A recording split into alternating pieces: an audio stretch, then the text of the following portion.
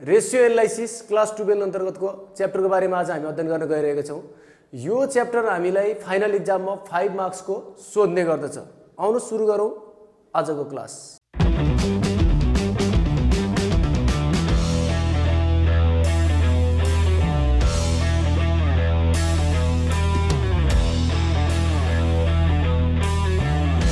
यो केही रेसियोको मैले फर्मुलाहरू लेखेको छु। यो पुरै रेसियो यहाँनिर अटेको छैन, केही छुटेको होला। त्यो छुटेको तपाईँहरूले किताबमा गएर हेर्न सक्नुहुन्छ, त्यहीबाट पनि तपाईँले त्यो बुझ्न सक्नुहुन्छ। यहाँ मैले भएको चिजहरूको रेसियोको बारेमा हल्का भन्ने छु र त्यसपछि मैले ओल्ड इज गोल्ड अथवा मोडल क्वेसनहरूको ओल्ड इज गोल्डको सोल्युसन गर्नेछु, त्यसलाई कसरी सल्भ गर्ने भनेर। ल अब यहाँनिर हेर्नु, यो रेसियो एनालाइसिसमा हाम्रो फर्मुला मध्ये सुरुमा हामीले आउने भनेको करेन्ट रेसियोको बारेमा सोध्छ। करेन्ट रेसियोको फर्मुला के हो भन्दा करेन्ट एसेट्स अपन करेन्ट लायबिलिटिजले डिभाइड गरिदियो भने आउँछ। अब हामीलाई यसको यो बीबीएसमा हामीलाई एकाउन्टमा चाहिँ यसको इन्टरप्रिटेसन अथवा यसको व्याख्या गरिरहनु पर्दैन, यो राम्रो नराम्रो यसको बारेमा डिसिजनहरू लेख्नु पर्दैन। त्यही भएर त्यहाँतिर हामी जाँदैनौँ, खालि फर्मुलाहरू लेखेर एन्सर मात्रै निकालिदिए पुग्छ। अब करेन्ट रेसियो भनेको करेन्ट एसेट्सलाई करेन्ट लायबिलिटिजले भाग गरिदियो भने आउने के हो भन्दा करेन्ट रेसियो हो। अब करेन्ट एसेट्स भनेको हामीले 12 क्लासमै पढिसकेको छ, cash, bank, debtor, account, receivable, त्यो चिजहरू तपाईँहरूले बुकमा हेर्नुहोस्, त्यही हो करेन्ट एसेट्स। करेन्ट लायबिलिटिज पनि हामीले पढिसकेको छौँ, त्यो त्यति हामीलाई गाह्रो भएन। क्विक रेसियो भनेको के हो भन्दाखेरि क्विक एसेट्सलाई करेन्ट लायबिलिटिजले भाग गरिदिएपछि आउने के हो भन्दा क्विक रेसियो। अब हामीसँग भएको टोटल करेन्ट एसेट्सहरू मध्ये क्विक एकदम छिटो क्यासमा कन्भर्ट हुने के हो त भन्दाखेरि भएभरको टोटल करेन्ट एसेट्सहरू मध्ये इन्भेन्ट्री अथवा क्लोजिङ स्टक र प्रिपेड एक्सपेन्सेसलाई घटाइदिइसकेपछि हाम्रो के आउँछ भन्दा क्विक एसेट्स आउँछ। यो भनेको हाम्रो क्विक एसेट्स हो। अब हामीलाई त्यसपछि अर्को फर्मुला भनेको वर्किङ क्यापिटल। वर्किङ क्यापिटल भनेको करेन्ट एसेट्सबाट करेन्ट लायबिलिटिज घटाइसकेपछि हाम्रो के आउँछ भन्दा वर्किङ क्यापिटल आउँछ। अब त्यसपछि अर्को क्यापिटल स्ट्रक्चर रेसियो। यो क्यापिटल स्ट्रक्चर रेसियोमा हामीले के पढ्छौँ भन्दा डेट इक्विटी रेसियो र debt to total capital ratio. यो क्लास 12 मा पढेको हामीले। क्लास 12 को लागि यो दुईटा मात्रै, 1 र 2 नम्बर मात्रै हो। Debt equity ratio long term डेटलाई सेयर होल्डरको फन्डले डिभाइड गरेपछि आउने के हो भन्दाखेरि डेट इक्विटी रेसियो। त्यसपछि फेरि अर्को debt to total capital ratio. Debt to total capital रेसियोमा हामीले के गर्ने हो भन्दा लङ टर्म डेटलाई क्यापिटल इम्प्लोइड अथवा टोटल क्यापिटलले डिभाइड गरिदिएपछि हाम्रो के आउँछ भन्दा debt to total capital ratio आउँछ। अब यो क्यापिटल इम्प्लोइड भनेको के हो भन्दा यो सेयर होल्डरको फन्डमा यो लङ टर्म डेट जोडिसकेपछि आउनेलाई के भन्छ भन्दा क्यापिटल इम्प्लोइड भन्छ। हामीले यो इक्वेसन थाहा पाएपछि क्यापिटल इम्प्लोइडलाई share holder fund plus long term डेटसँग जोडेपछि क्यापिटल इम्प्लोइड आउँछ भन्ने यो इक्वेसन थाहा पाइसकेपछि हामीले अरू एन्सर पनि निकाल्न सक्छौँ। यो इक्वेसन कहिलेकाहीँ टुक्राएर यो तीनटा मध्ये कुनै एउटा मिसिङ भयो भने हामीले यसरी पनि पत्ता लगाउन सक्नुपर्छ यो। अब त्यसपछि interest coverage ratio. Net profit before interest and tax. Net profit before interest and tax अर्थात् प्रफिटमा इन्ट्रेस्ट र ट्याक्स घटाउनु भन्दा अगाडिकोलाई हामी net profit before interest and tax भन्छौँ अथवा earning before interest and tax भन्छौँ। यसलाई इन्ट्रेस्टले डिभाइड गरिदियो भने हाम्रो आउँछ यो इन्ट्रेस्ट कभरेज रेसियो आउँछ। त्यसपछि fix charge coverage ratio. Fix charge coverage ratio fix net profit before interest and ट्याक्सलाई फिक्स्ड चार्जले डिभाइड गरिदियो भने हाम्रो के आउँछ भन्दाखेरि फिक्स चार्ज कभरेज रेसियो आउँछ। 3 नम्बर र 4 नम्बरको चाहिँ ब्याचलर बीबीएस फर्स्ट इयरलाई मात्रै हो। यो क्लास 12 मा यो चाहिँ आउँदैन है, क्लास 12 को यदि हेरिरहनु भएको छ भने। अब यो फिक्स चार्ज रेसियोमा net profit before interest and ट्याक्सलाई फिक्स चार्ज भनेको के हो भन्दाखेरि अर्गनाइजेसनमा फिक्स टाइपको लिजको भाडाहरू तिर्नुपर्ने, त्यसपछि आएर प्रिफरेन्स सेयर होल्डरलाई तिर्नुपर्ने इन्ट्रेस्टहरू कति फिक्स टाइपको नेचरको, चाहे बिजनेस होस् नहोस्, चाहे रन होस् नहोस्, त्यो फिक्स टाइपको एक्सपेन्सेसहरू भइरहेको हुन्छ। त्यस्तो र net profit before interest and tax बिचको कम्पेरिजनलाई हामीले के भन्छौँ भन्दा फिक्स चार्ज कभरेज रेसियो भन्छौँ। अब हामीले यहाँनिर यो हिसाबमा लङ टर्म डेट र सेयर होल्डर फन्ड एकदमै हिसाब गरिरहेको थियो लङ टर्म डेब्ट भनेको के हो भन्दाखेरि 1 वर्षभन्दा पछि समयमा तिर्नुपर्ने ऋणहरू लङ टर्म डेब्ट हो। त्यो भनेको debenture loan, mortgage sector loan, bank loan, यिनीहरू लङ टर्म डेब्ट हो। अब त्यसमै गरेर हामीले सेयर होल्डरको फन्ड अथवा सेयर होल्डर इक्विटी एकदम इम्पोर्टेन्ट छ, सेयर होल्डरको फन्ड अथवा सेयर होल्डर इक्विटी। किनकि यो सेयर होल्डरको फन्ड अथवा सेयर होल्डरको इक्विटी हामीलाई योभन्दा पछाडि पनि धेरै ठाउँमा आउँछ। त्यही भएर सेयर होल्डरको फन्ड हामीले पत्ता लगाउन जान्नुपर्छ। सेयर होल्डरको फन्ड भनेको के हो भन्दाखेरि सेयर क्यापिटल बोथ लेखेको छु मैले, इक्विटी सेयर प्लस प्रिफरेन्स सेयरमा share premium, retain earning, general reserve, PL appropriation एकाउन्टको क्रेडिट ब्यालेन्समा मिसिलिनियस एसेट्स त्यो भनेको preliminary expenses minus underwriting commission minus PL appropriation एकाउन्टको debit balance minus discount on issue of share and debenture गरिसकेपछि आउनेलाई हामी के भन्छौँ भन्दा सेयर होल्डरको फन्ड भन्छौँ अथवा सेयर होल्डरको इक्विटी भन्छौँ। अब यो सेयर होल्डरको फन्ड अथवा सेयर होल्डरको इक्विटी निकालिसकेपछि हामीले क्यापिटल इम्प्लोइड निकाल्न सक्छौँ। र अब यहाँ फेरि म अलिकति भन्छु, यो सेयर होल्डरको फन्ड निकाल्नको लागि जति पनि कुराहरू मैले यहाँ प्लस लेखेको छु, यो प्लस लेखेको कुराहरू सबै हाम्रो लायबिलिटी साइडमा हेर्ने हो र यो जति पनि मैले माइनस लेखेको छु यो सबै कुराहरू एसेट साइडमा हेर्ने हो। क्वेसनमा दिएको एसेट्स र लायबिलिटिज दिएको छ भनेदेखि सेयर होल्डरको फन्ड निकाल्दा यो कुरा याद गर्नु पर्यो। अब त्यसपछि हाम्रो टर्नओभर रेसियोमा मैले गएँ यहाँनिर inventory turnover ratio, inventory turnover ratio. यो इन्भेन्ट्री टर्नओभर रेसियोमा मैले यहाँनिर यो फर्स्ट लेखेँ formula cost of goods sold सिओजिएसमा एभरेज इन्भेन्ट्रीले डिभाइड गरेपछि के आउँछ भन्दा इन्भेन्ट्री टर्नओभर रेसियो आउँछ, अर सेल्स अपन इन्भेन्ट्री भने मैले यहाँनिर अथवा सेल्स अपन इन्भेन्ट्री। अब यहाँनिर हेर्नु है, इन्भेन्ट्री टर्नओभर रेसियोमा दुईटा फर्मुला लेखेको छु मैले। यदि क्वेसनमा कस्ट अफ गुड्स सोल्ड निकाल्न सकिन्छ भने अथवा क्वेसनमा कस्ट अफ गुड्स सोल्ड दिएको छ भने फर्स्ट प्रायोरिटी हाम्रो यो सिओजिएस वाला फर्मुला हुन्छ। यो कस्ट अफ गुड्स सोल्ड कसरी आउँछ भन्दा सेल्सबाट ग्रस प्रफिट घटायो भने हाम्रो के आउँछ भन्दा कस्ट अफ गुड्स सोल्ड आउँछ।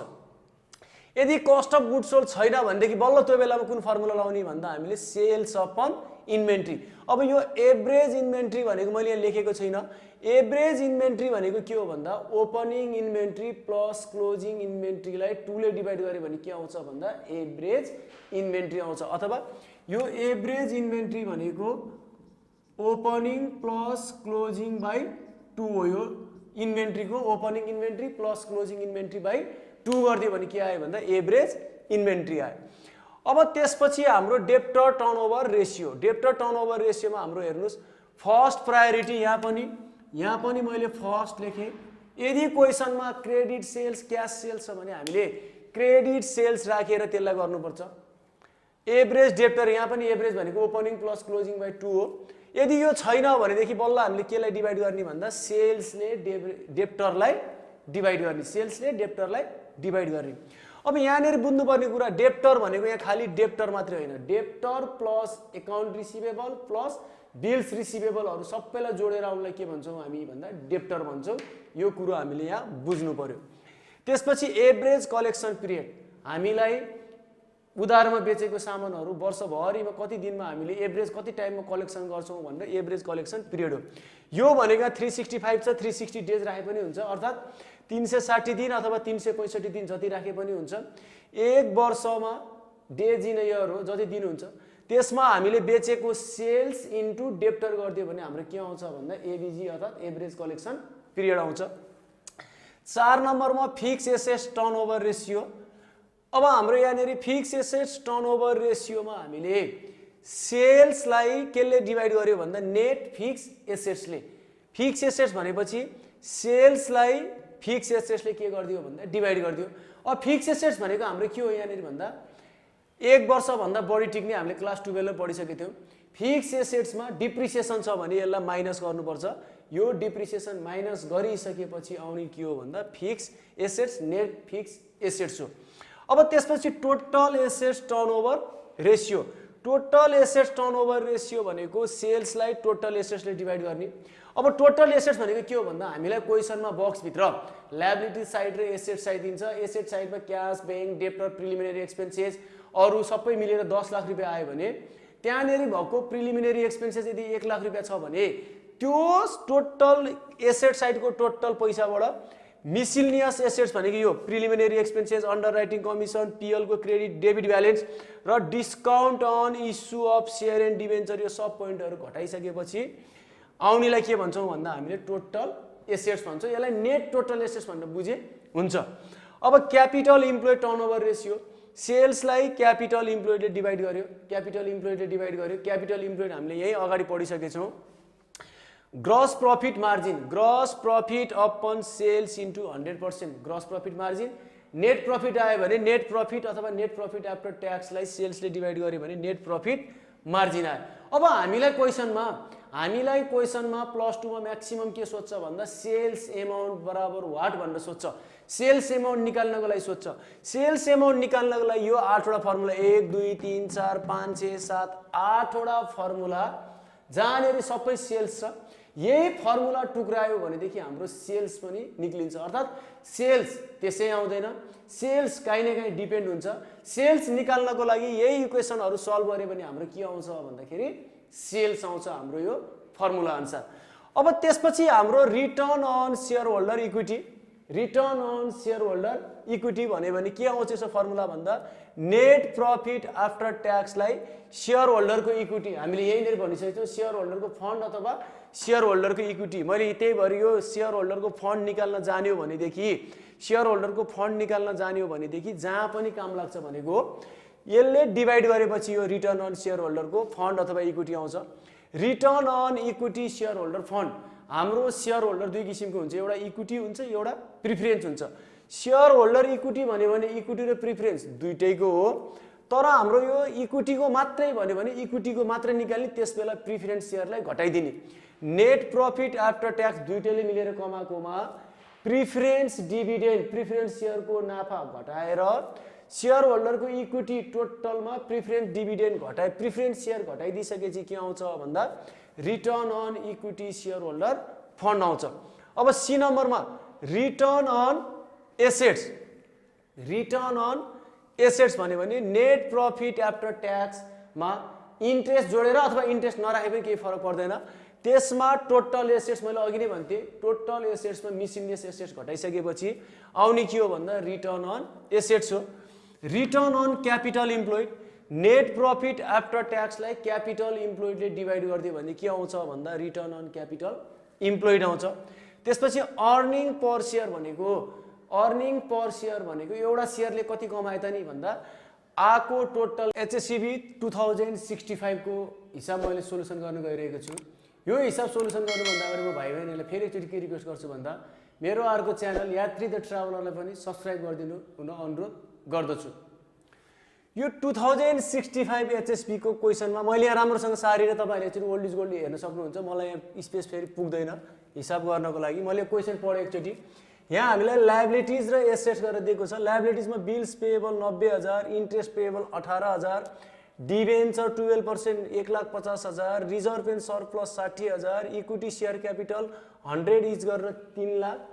त्यसपछि सन्डे डेप्टर एसेट्समा cash balance 33,000, short term loan 30,000, inventory 40,000, machinery 1,25,000, land and building 3,25,000, preliminary expenses 5,000 गरेर टोटल हाम्रो 6,18,000 एसेट्स र लायबिलिटिजमा दिएको छ। अरू एडिसनल इन्फर्मेसनमा यसले डेप्टर टर्नओभर रेसियो 10 टाइम्स दिएको छ। नेट प्रॉफिट मार्जिन यसले कति दिएको छ भन्दा 15% दिएको छ। अब यसले हामीलाई रिक्वायर्डमा ए मा सेल्स, बी मा लिक्विड रेसियो, सी मा डेप्ट इक्विटी रेसियो, डी मा एभरेज कलेक्सन पिरियड र ई नम्बरमा अर्निङ पर सेयर सोध्यो। अब मैले यहाँनेरि अघि नै भनेको थिएँ हामीलाई के थाहा छ भन्दाखेरि सेल्सको छुट्टै फर्मुला हुँदैन। सेल्स भनेको टर्नओभर रेसियो र नेट प्रॉफिट र ग्रस प्रॉफिट मार्जिन यो चीजहरुबाट आउँछ भन्थे। अब हामीले यहाँनेरि डेप्टर टर्नओभर रेसियो दिएको छ, नेट प्रॉफिट मार्जिन दिएको छ। यो मध्ये कुनै एउटाबाट हामीले टुक्रायो भने सल्भ गर्यो भने हाम्रो के आउँछ भन्दाखेरि सेल्स आउँछ। ल अब मैले यहाँनेरि सोलुसन गर्न गइरहेको छु। सोलुसन, ल अब यो सोलुसन हेर्नु।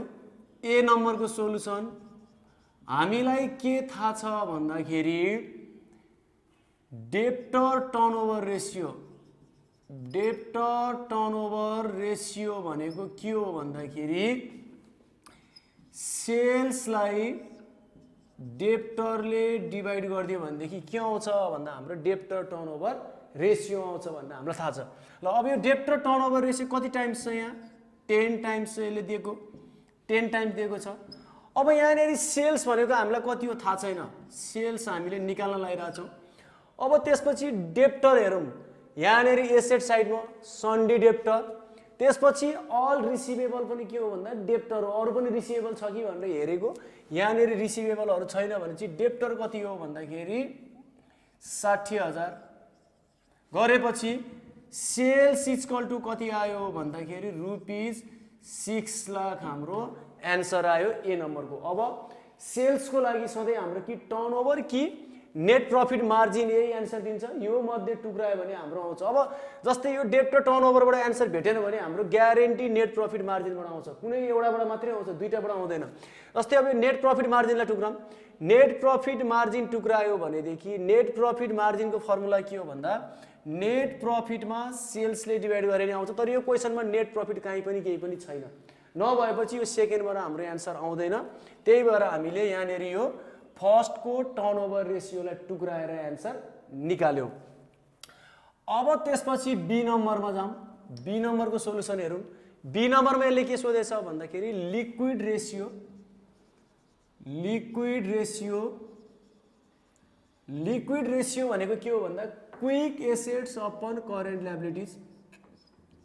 ल अब क्विक एसेट्स हेरौँ, क्विक एसेट्स भनेको टोटल करेन्ट एसेट्समा, टोटल करेन्ट एसेट्समा हामीले के गर्ने भन्दाखेरि इन्भेन्ट्री र प्रिपेड एक्सपेन्सेसहरूलाई घटाउने हो। यो सबै एसेट साइडमा मात्रै हेरे हुन्छ। अब यहाँनिर हेर्ने हाम्रो यो हो करेन्ट एसेट्स, यो हो करेन्ट एसेट्स, यो हो करेन्ट एसेट्स, यो हो करेन्ट एसेट्स भनेपछि यो चारवटा मध्ये 1,66,000 मा 1,66,000 मा 40,000 घटाएपछि जति आउँछ ती के हो भन्दा क्विक एसेट्स हो।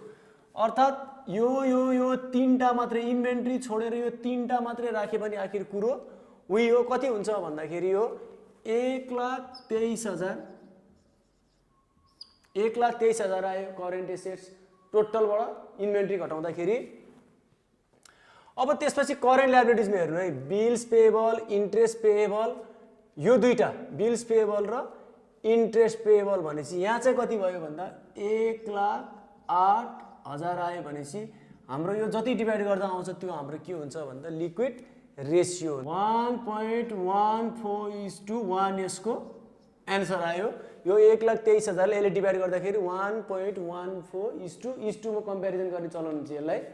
अब सी नम्बरमा हाम्रो हेर्नु डेब्ट इक्विटी रेसियो, डेब्ट इक्विटी रेसियो, डेब्टलाई हामीले लङ टर्म डेब्टलाई सेयर होल्डरको फन्डले डिभाइड गरिदिन्छौँ। अब लङ टर्म डेब्ट भनेको यहाँ लायबिलिटिजमा हेर्ने डिबेन्चर मात्रै हुन्छ, यहाँनिर 100% 1,50,000 अपन। अब सेयर होल्डरको फन्ड निकाल्नु पर्यो। सेयर होल्डरको फन्ड भनेको के हो भन्दाखेरि लायबिलिटिजमा भएको चिज जोड्ने, एसेट्समा भएको घटाउने हो। कुनै पोइन्ट यहाँ हेर्नु, अब यहाँनिर हाम्रो यहाँ जाने पोइन्ट भनेको रिजर्भ इक्विटी सेयर, यो दुईटा रहेछ 3 लाख, यो गरेपछि 3,60,000 भयो।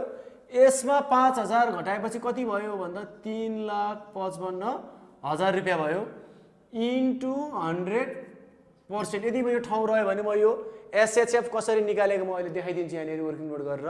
अब यो सल्भ गर्दा कति आउँछ, यो गर्दाखेरि 42.25% आयो।